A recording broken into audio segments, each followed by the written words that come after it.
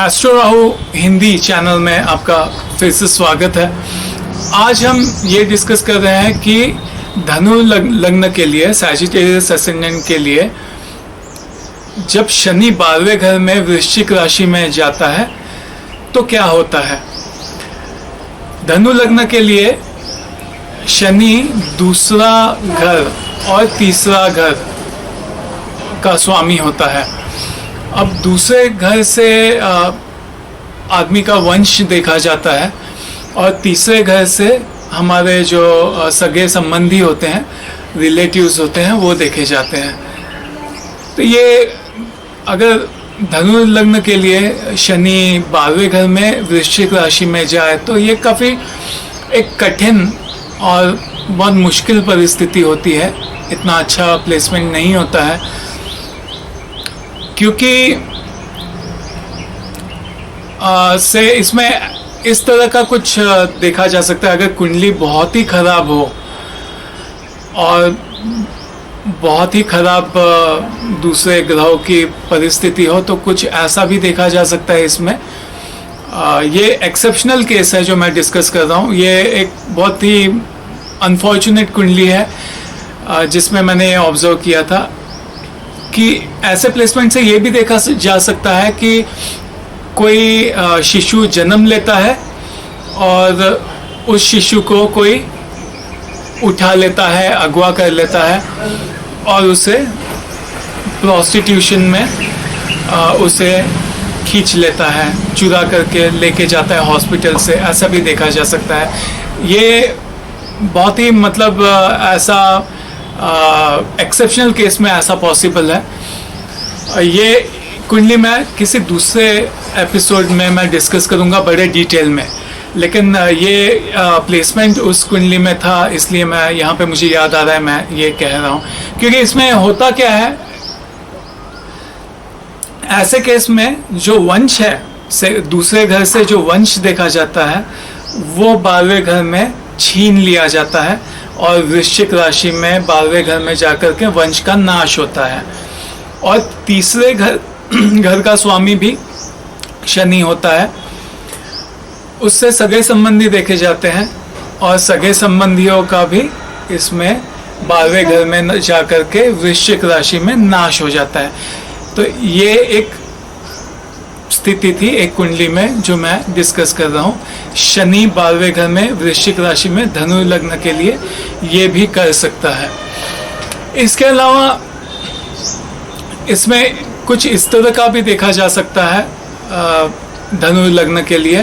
अगर बुध 12वें घर में हो, बिकॉज बुध यहाँ पे आदमी का स्पाउस है जिससे शादी हुई है, वो 7वें भाव का स्वामी है। वो 12वें घर में अगर हो शनि के साथ तो कुछ ऐसा देखा जा सकता है कि जो पत्नी है या पति है उसने छोड़ दिया हो उस व्यक्ति को और वो कहीं दूर चला गया हो 12वें घर में, जैसे 600-700 किलोमीटर दूर चला गया हो।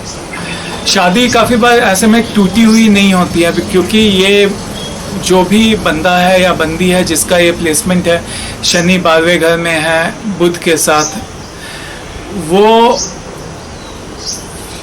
डिवोर्स हो गया हो या ना हो गया हो, लेकिन ये पचा नहीं पाता है कि ये शादी टूट गई है और वो कोशिश में लगे रहता है कि वो कुछ करके खुद के पति को या पत्नी को जो जा चुका है उसको मनाए।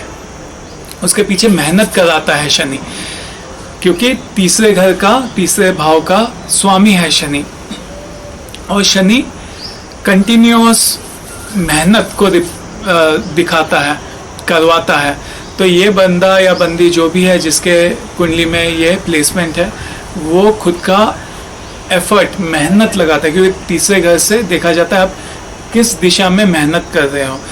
तो मेहनत करता है अपने पत्नी को वापस लाने के लिए या पति को वापस लाने के लिए, मनाने के लिए।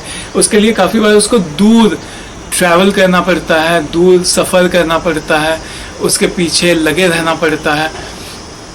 और शनि यहाँ पे दूसरे भाव का भी स्वामी है। दूसरे भाव से धन देखा जाता है, जो आदमी ने कमा करके बचाया हुआ धन है वो कमाता है ऐसा इंसान और बचाता है, और जो उसकी बचत होती है वो भी जा करके अपने पत्नी के पीछे या पति के पीछे जो उसे छोड़ करके जा चुका है उसके ऊपर खर्च करता है, उसके पीछे मेहनत भी करता है और उसे कोशिश करता है कि उसे वापस लाए। काफ़ी बार ये वापस लाने में अब सफल होता है या नहीं है वो बाकी के कुंडली के अलाइनमेंट्स बताएंगे, लेकिन ये कठिन परिस्थिति होती है क्योंकि ये वृश्चिक राशि में 12वें घर में जो हस्बैंड है या वाइफ है वो 7वें भाव का स्वामी ऐसे परिस्थिति में है, इसलिए वो कठिन होता है उसको वापस जीवन में लाना। लेकिन इस तरह का कुछ भी देखा जा सकता है इस सिनेरियो से। अगर किसी की कुंडली में इस तरह के बहुत भारी प्लेसमेंट हो तो बहुत ज़रूरी है कि घबराए ना और खुद ब खुद की कुंडली देख करके और समझने की कोशिश ना करें। किसी प्रोफेशनल एस्ट्रोलॉजर को हायर करें और उससे खुद की कुंडली एनालाइज करें, क्योंकि बहुत बार एस्ट्रोलॉजी बहुत ही मज़ेदार है क्योंकि और वर्सेटाइल है। ज्योतिष विद्या में ढंग से देखना बहुत ज़रूरी है कि क्या चल रहा है कुंडली में। सिर्फ एक खराब प्लेसमेंट से बात नहीं बनती है, बात बिगड़ती नहीं है, बनती नहीं है, बिगड़ती नहीं है। काफ़ी बार ऐसा होता है कि खराब प्लेसमेंट्स होते हैं कुंडली में, लेकिन आप जब पूछो क्लाइंट को तो कुछ नहीं होता है खराब। उसके पीछे बहुत बार ये भी कारण होता है कि खराब प्लेसमेंट होते हैं कुंडली में लेकिन वो महादशा ही नहीं आती है, ऐसा भी हो जाता है। या फिर बहुत बार एक ही चीज़ के 2-3 मतलब होते हैं। जैसे कि मैंने आपको एपिसोड के शुरुआत में बताया कि शनि और बुध का अगर युति है 12वें घर में वृश्चिक राशि में, क्योंकि बुध यहाँ पे स्पाउस है जिससे शादी हुई है वो है, और शनि जो मैंने बताया 2nd और 3rd हाउस का स्वामी है।